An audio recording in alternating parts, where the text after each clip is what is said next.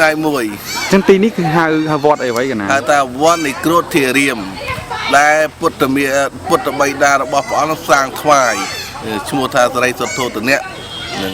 ไฮเรียโคลกับม้ากับบ้านบ้วนตีนี่ได้ไฮนนกับบ้านบ้วนตีนี่ได้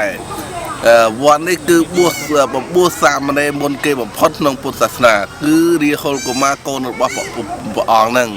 ก็น่าเอาไปกุนแต่ปัญหาได้เจ็ดสระในใบดาเราบอกพระสมาสัมพุทธมวยในพระสมาสัมพุทธนั่นคือ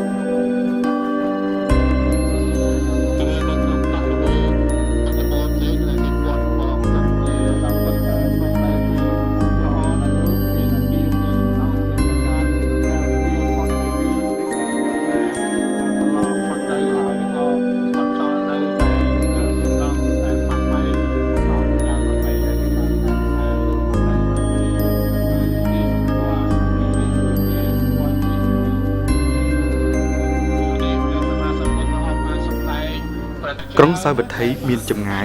134គីឡូម៉ែត្រទិសឦសាននៃទីក្រុងឡាណូគណៈធម្មយាត្រាត្រូវធ្វើដំណើរតាមរថយន្តរាប់គីឡូម៉ែត្រទៀតដើម្បីគោរពបូជាបូជនីយដ្ឋានវត្តចិត្តពន្ធដែលអាណាធិបតីកសិដ្ឋីកសាងថ្វាយព្រះពុទ្ធអង្គ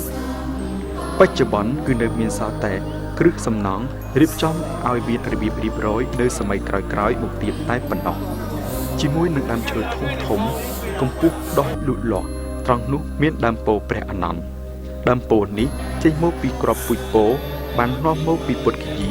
ជាដើមពោធិ៍ទីព្រឹកដែលពុទ្ធអង្គបានត្រាស់ដឹងយកមកដាំនៅវត្តចិត្តពន្ធដោយសារការដាំនិងថែរក្សាដើមពោធិ៍នេះជាភារកិច្ចរបស់ព្រះអនន្តទើបដើមពោធិ៍នេះឈ្មោះថាដើមពោធិ៍ព្រះអនន្តរៀងមក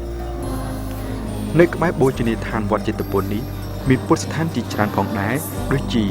ភូមិគ្រឹះបិតាព្រះអង្គមោគលាមានិងភូមិគ្រឹះរបស់អាណាធិបតីកសិដ្ឋី